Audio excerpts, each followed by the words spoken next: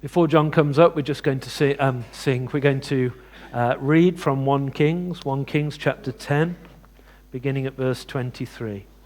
1 Kings chapter 10, beginning at verse 23.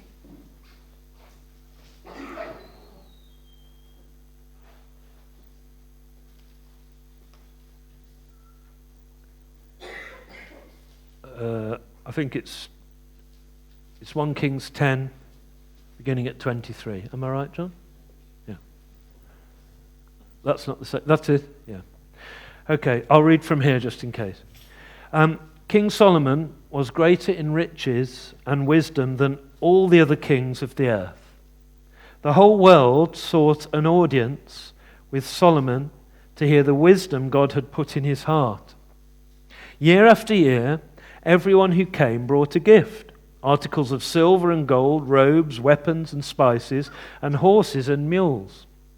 Solomon accumulated chariots and horses.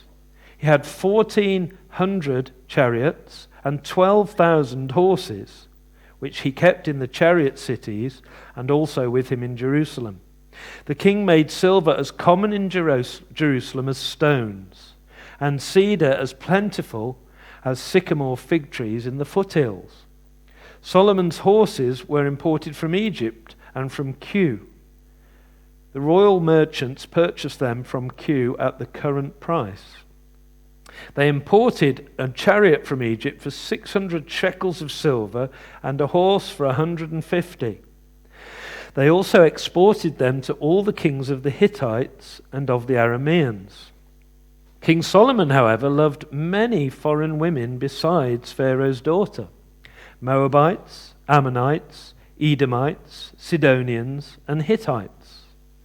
They were from nations about which the Lord had told the Israelites, "You must not intermarry with them, because they will surely turn your hearts after other gods." Nevertheless, Solomon held fast to them in love. He had 700 wives of royal birth and 300 concubines, and his wives led him astray. As Solomon grew old, his wives turned his heart after other gods, and his heart was not fully devoted to the Lord his God, as the heart of David his father had been. He followed Ashtoreth, the goddess of the Sidonians, and Molech, the detestable god of the Ammonites. So Solomon did evil in the eyes. He did not follow the Lord completely, as David his father had done. On a hill east of Jerusalem, Solomon built a high place for Chemosh, the detestable god of Moab, and for Molech, the detestable god of the Ammonites. He did the same for all his foreign wives, who burned incense and offered sacrifices to their gods.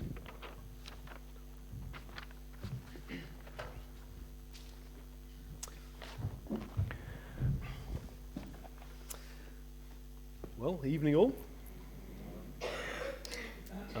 I'm not sure I'm turned on. Okay. The gods of money. No, the perils, sorry. Can't read my own title. The perils of money, sex, and power. I don't feel I'm on very loud. Or is it just that I'm a bit deaf today? It might be. This is the end of our short series in the book of 1 Kings, looking at the life of Solomon. And really what we've been trying to do the last these 4 weeks is to ask the question, does Solomon have a prosperous life? Does Solomon have a prosperous life? That's the question that's really given to us right at the start of his life. And where we left off last week, if you were here, is around about chapter 9, verse 10. And we see that really that kind of bookends, chapter 9, verse 10, kind of is a marker to say, right, that's the end of the beginning of Solomon's life. Okay? So it says, chapter 9, verse 10, at the end of 20 years, during which Solomon built all these buildings for the temple and his own palace and all this sort of thing. So now we're talking 20 years later, okay? We know that he became king as a young man, maybe late teenager. So we're looking now, he's probably in his late 30s, maybe his early 40s. And I guess for many people, for most people perhaps, maybe that's the kind of age that you really do start to prosper. I think personally my teenage years I hated being a teenager, really. In your 20s, guys, it's pretty angsty, isn't it? Your 20s, But by the time you get into your 30s or your 40s, I know it sounds like that's a horrible thought, but believe me, it is better. You're a bit more mature. You've seen a bit more of life. Things don't throw you quite so easily. You've hopefully matured a bit, and that's where Solomon is at this point. So what's he like? Well, on the surface, Solomon's a pretty spiritual man. If you've got your Bible open, chapter 9, verse 25.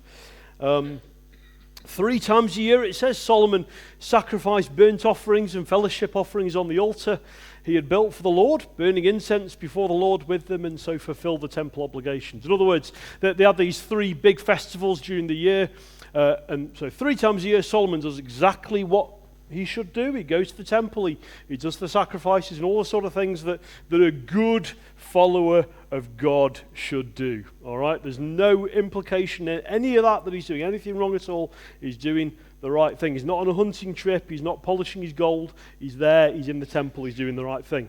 Okay? He's walking in obedience to the Lord. And his dad David said, if you do that, you'll prosper. You'll prosper. And that's what's happening.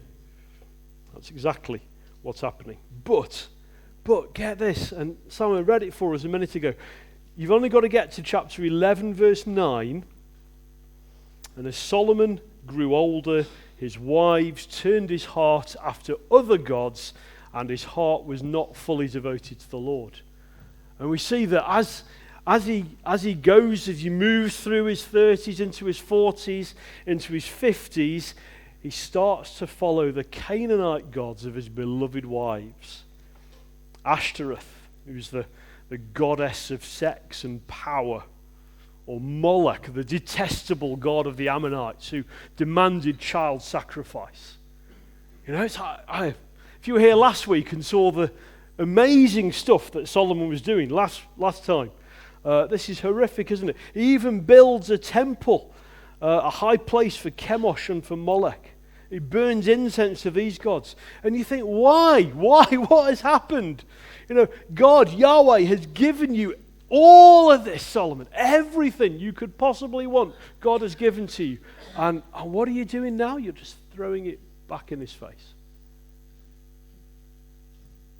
You think, if you were here last week, that was the high point in Israel's history. That was the very best the whole Old Testament. That was the pinnacle of the entire Old Testament we saw last week. And now, just like 20 years later, that same man who built the temple, that same man who did that amazing prayer that we very briefly looked at last week, that same man is sacrificing to Moloch.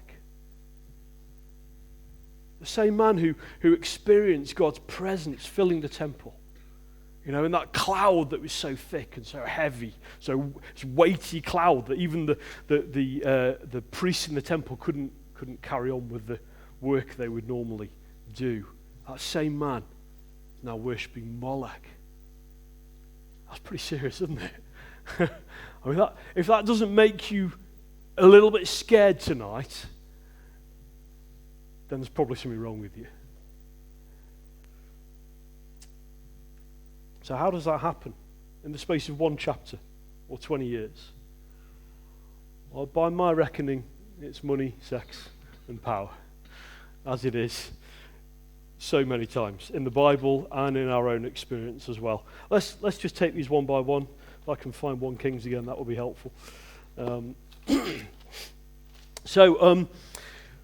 me explain money. All right. So, how did Solomon get to be so rich? Let's just look at this very quickly. So, the Israelites, David, his dad, did an amazing job in basically crushing all the opponents. Okay. So that region there, that red region on the screen, is basically quite a relatively small but very, very strategic place globally.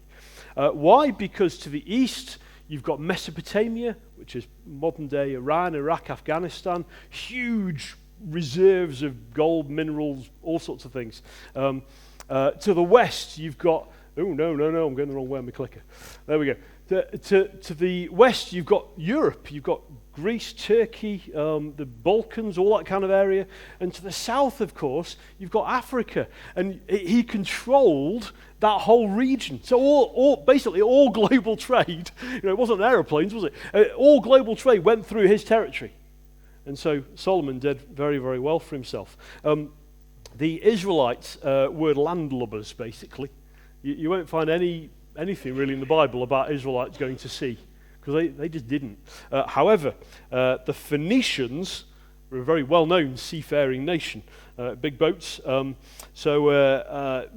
Solomon partners up with a guy called Hiram, the king of the Phoenicians. So if you look in chapter 9, verse 27, King Solomon also built boats at Ezion-Geber, which is on the shore of the Red Sea. And Hiram, the king of the Phoenicians, sent his men, sailors who knew the sea, it says, to serve in the fleet with Solomon's men.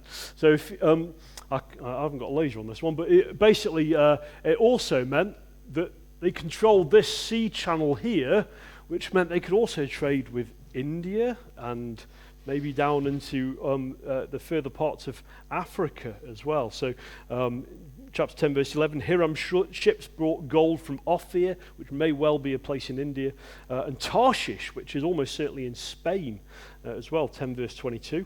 And he's doing this great business importing and exporting as well. We read it in our reading, 10 verse 29. He's importing horses and chariots from Egypt and selling them on to other nations. And from all this trading, he's doing very, very well for himself.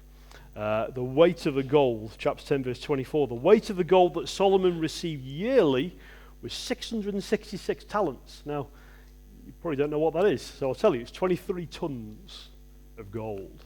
23 tons of gold every year.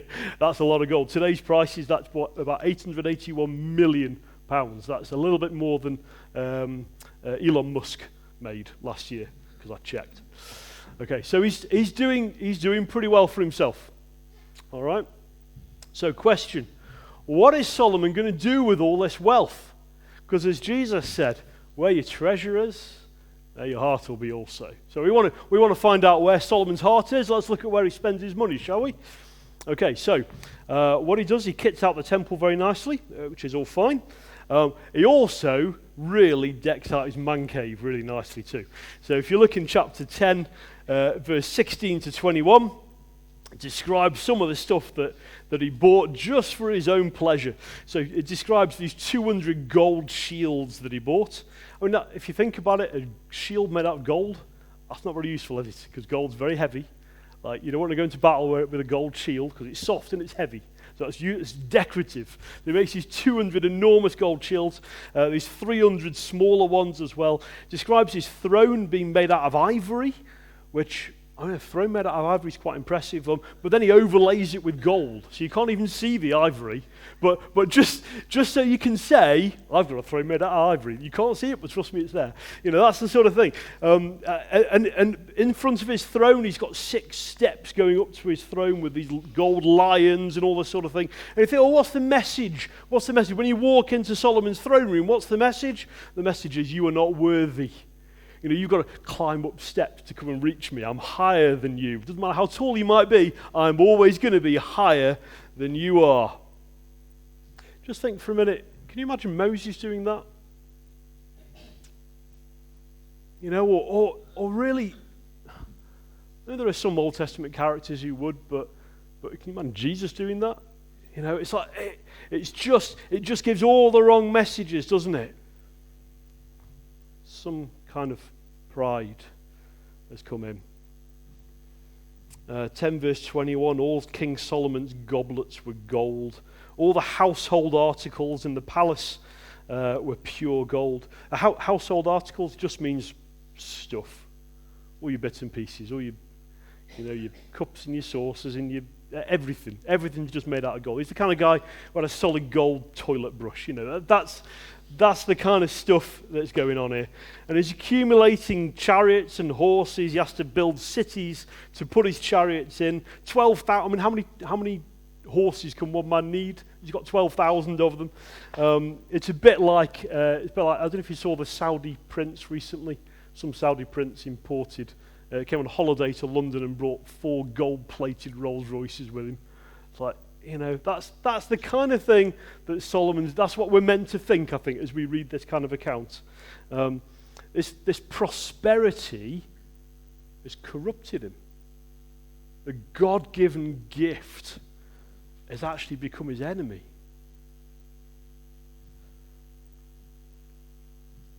This has all gone to his head. I wonder if that's something that might be your downfall. I wonder if you're the kind of person who loves stuff. I wonder if you're the kind of person who loves comfort. Who loves all the latest stuff. Jesus told the story, didn't he, of a man who had a barn, filled it full of good stuff, and then thought, I need to build a bigger barn, put more stuff in. And then he built a bigger barn to put more stuff in, and Jesus says, you fool, because tonight you're going to die. And then what will all your good stuff get you then? Or maybe tonight your barn's pretty small, but you're always dreaming of a bigger one.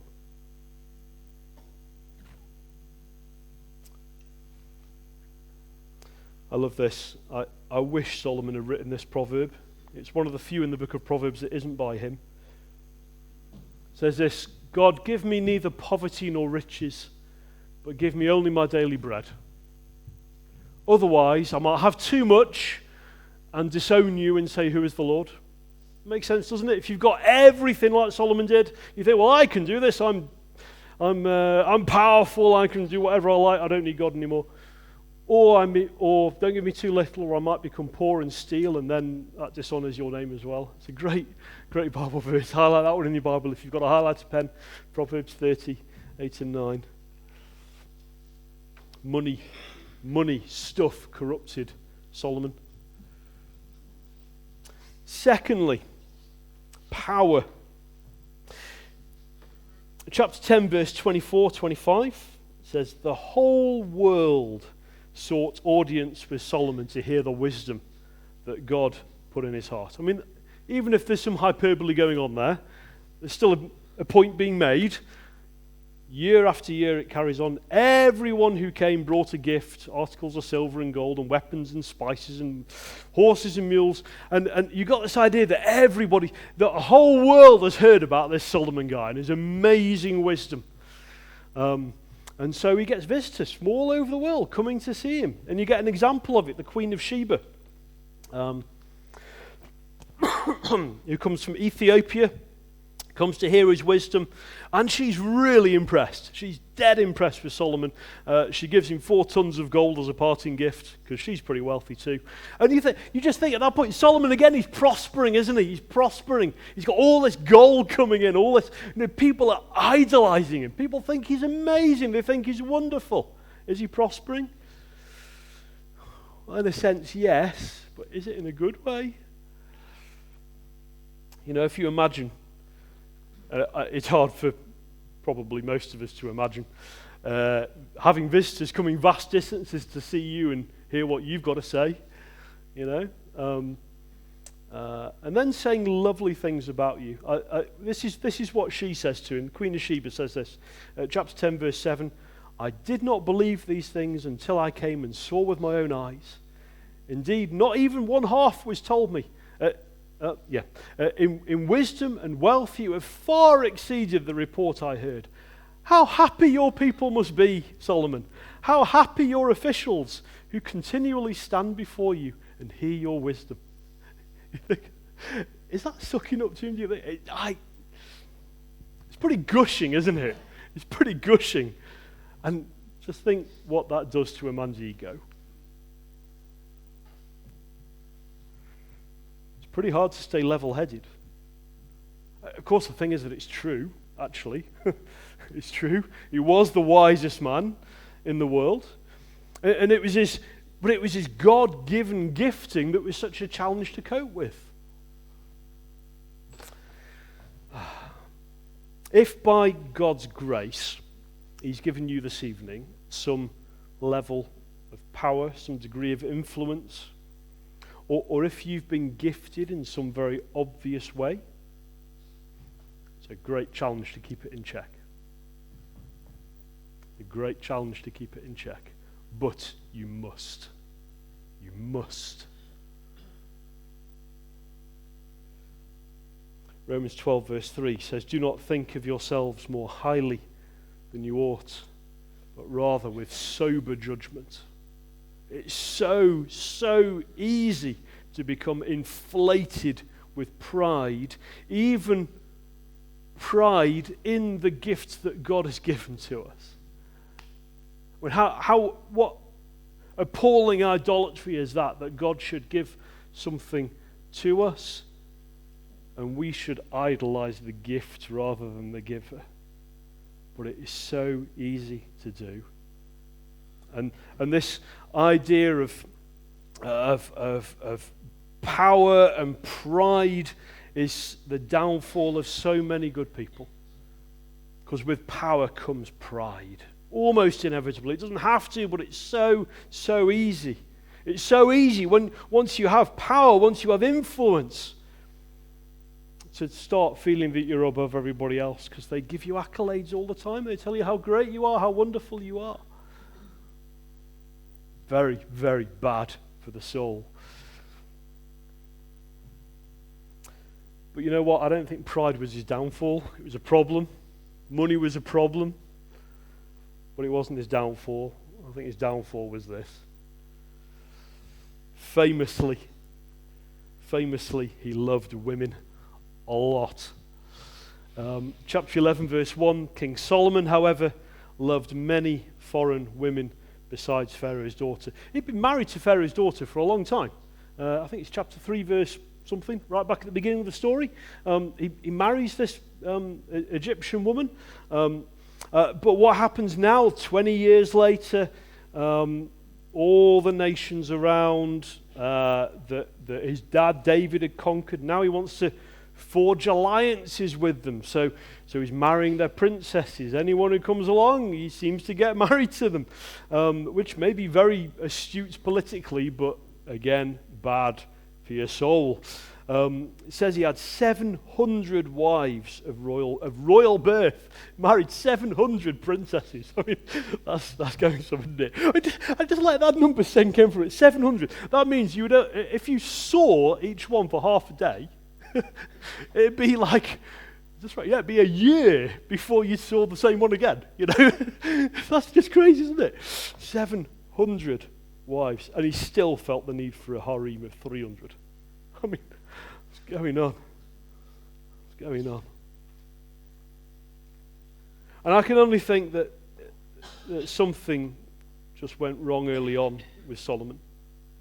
You know, should he have married this Egyptian princess right back at the beginning? Actually, technically, it wasn't against God's law. God told him not to marry the Canaanites. But the Canaanites are the bad ones. He didn't actually say anything about the Egyptians at that point in the Bible story. But you've got to ask the question, is it wise? Is that, you know, he's supposed to be the wisest man on earth. Is it a good plan? Or was it just a little compromise? Maybe it's just a little compromise 20 years ago. But maybe you thought, well, but you know what? I'm doing all right. I'm blessed. You know, everything's going well. Everything's prospering. I'm doing really well in life. So maybe the Lord's fine with it. It's a terrible warning to us, isn't it? That things can be headed in a very, very bad direction while still feeling very blessed. Actually, my life is going well, and I'm happy, and I'm doing well in my job and my career, and I've got a new car, and the house is looking nice, and I've got nice kids, and so maybe the Lord doesn't mind quite so much about my secret pornography addiction or the fact that I'm scamming people at work or whatever else it is.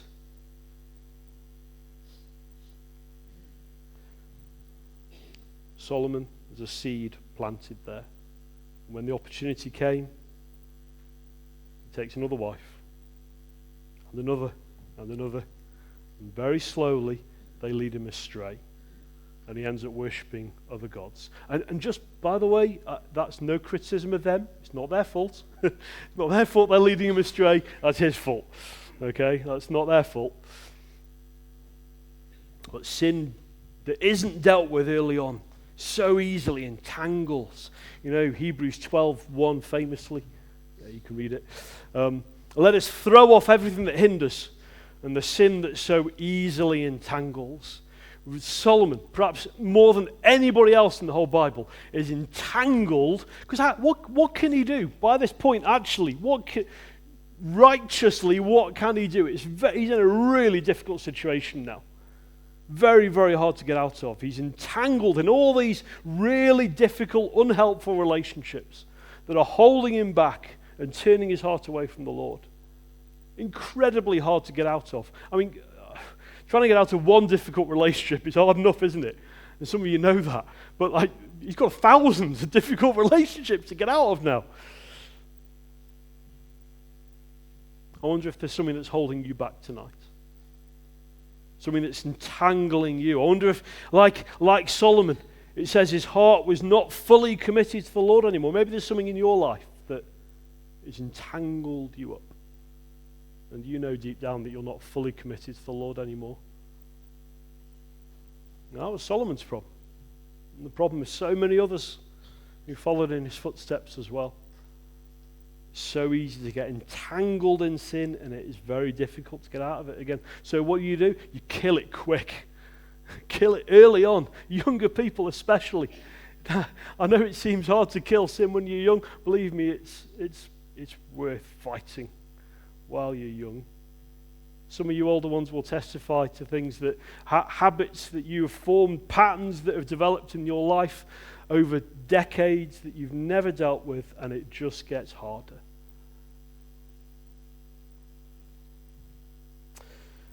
And that, friends, is how Solomon went from walking with the Lord to walking with Molech in the space of 20 years. And it's desperately sad. What can we learn from him? There's lots of things we can learn from Solomon. I just want to give you one though, really. And that is to take your dark side seriously. Take your dark side seriously. Don't underestimate the sinful nature. And however much of it remains in you, don't give it an inch. Don't give sin an inch. We probably all know of people who've made a catastrophic train wreck of their faith. I had a good friend. She was a keen Christian. She loved the Lord. She was a natural evangelist. But you know what? Her heart was never fully satisfied with the Lord, to be honest. And she had a string of unbelieving boyfriends, and it seemed like she was always searching for something and not finding it. And every time she'd end up breaking up with a boyfriend, and she'd come back to the Lord, and everything would be great for a while, a few weeks, and then she'd get another boyfriend, and eventually one of them led her away, and she never came back. And that was 20 years ago. And I believe she's the Lord's, and I believe she'll be back one day, because he doesn't let go of his people. But I tell you what, she's made a right mess of things. Solomon ended up in a place that he never saw coming. Do you think on that day that we saw last week, do you think Solomon could have possibly imagined what would have happened? Let's go from hero to this. Desperately sad. And just one little bonus verse. I found this. Moses, how long before was it? It would have been a few hundred years before, like 400 years before, I think. Moses said to the people, he said this, Deuteronomy 17. He says, one day you're going to have a king. Because they didn't have a king back then. Moses said to them, one day you're going to have a king. And when you have a king, make sure that they don't do these things. All right? Count them with me. Number one, the king must not acquire great numbers of horses for himself, or make the people return to Egypt to get more of them. For the Lord has told you, you are not to go back that way. Okay? It's not good, is it? Number 2, he must not take many wives, or his heart will be led astray. Ooh. Number 3, he must not accumulate large amounts of silver and gold.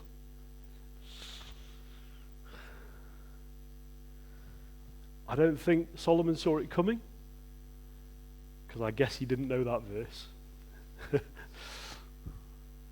And friends, tonight, let us take this as a warning to us. You know, not every sermon is meant to uplift us. Sometimes sermons are just meant to warn us. So I want to ask you, which of these is the most tempting to you? Money, sex, power? Don't give sin an inch. I'll finish with this, then we'll sing. Question: why does God allow Solomon to become so wealthy? Why does God allow all this to happen? You know, if this man is the wisest man that ever lived, why would God allow him to end so badly? Like if God knew that power and wealth and all this stuff would corrupt Solomon, why allow it? Well, the Bible doesn't tell us directly, but I'll tell you why I think. I think it's so that he would write the book of Ecclesiastes. Because I think the book of Ecclesiastes was written right at the end of his life. He's writing as an old man who's walked away from the Lord, who's worshipped Moloch, who's built an altar to Chemosh, who's had everything his heart desired. And he writes this book of Ecclesiastes, looking back at everything he's done, everything he's had, and saying, what a mess. What a mess I've made of my life. Let's give you one quote from the book of Ecclesiastes, chapter 2, verse 8. I amassed silver and gold for myself. I acquired male and female singers, entertainment, whatever I wanted, and a harem as well, entertainment of another kind. The delights of a man's heart, he says. I became greater by far than anyone in Jerusalem before me. I don't think he's exaggerating. I denied myself nothing my eyes desired. I refused my heart no pleasure. And yet, when I surveyed all that my hands had done, I looked at my life. When I looked at all that I had toiled to achieve, everything was meaningless. The Hebrew word for meaningless just means, it's the word used for smoke. It's like vapor. Something that looks solid when you look at it, but actually you put your hand through it and you can't grasp it. It just flies away. There's nothing there. He had everything, absolutely everything you could possibly want, and discovered it was nothing. And you or I could stand here and say that to you. I could stand here and preach this sermon to you, and you could say, yeah, but how do you know, Mason? You know, you've never tried it. maybe if you had 1,000 women to live with, maybe that would make you happy. Or maybe you might say, well, you know what, if you had this Lamborghini you keep on talking about in sermons that you're going to wrap around the lamppost, maybe that would make you happy. You know what, I don't need to have any of those experiences. Solomon did. He had everything, absolutely everything you could possibly imagine, and more besides. He prospered, humanly speaking, in every possible way, in money and family and luxury and everything. And for that man to get to the end of his life and say, it was all nothing. True prosperity, true satisfaction, true fulfillment is only found in a relationship with God through Jesus. Let's pray, shall we?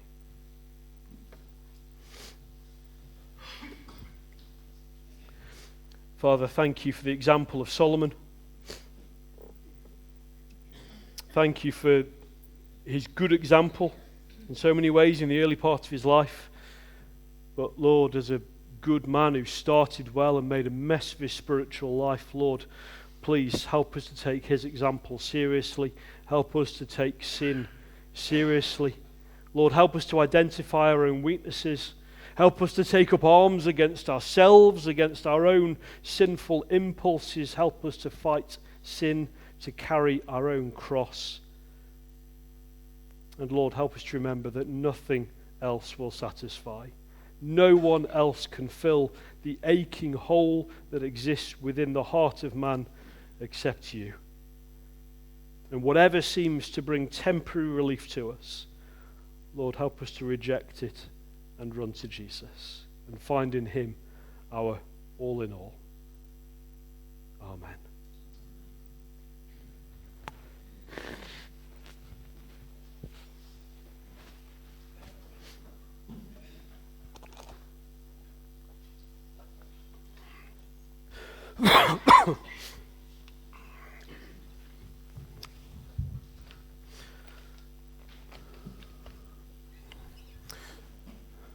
There's a line in this that says, let's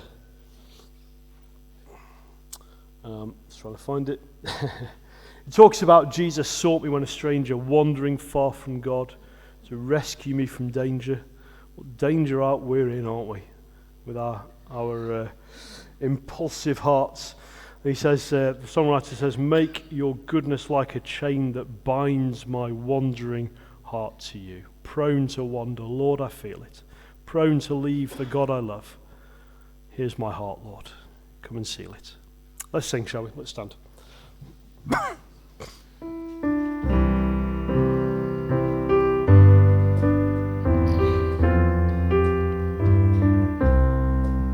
Come, O fount of every blessing, turn my heart to sing your praise. Streams of mercy, never ceasing, call for songs of loudest praise.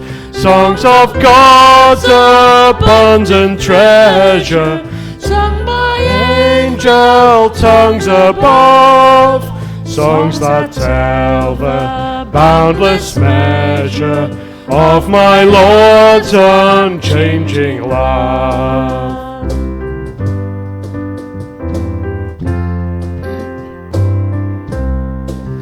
I remember God's great mercy, by his help I'll safely come, and I know he will not fail me, but will surely bring me home.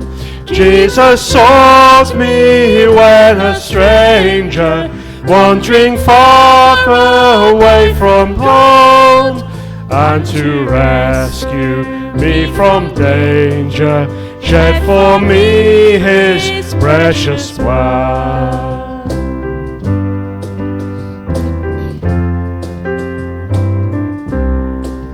Through God's grace I am his debtor, daily I this thought renew. Make your goodness like a chain that binds my wandering heart to you. Prone to wander, Lord, I feel it. Prone to leave the God I love. Here's my heart, Lord, come and seal it for your courts above.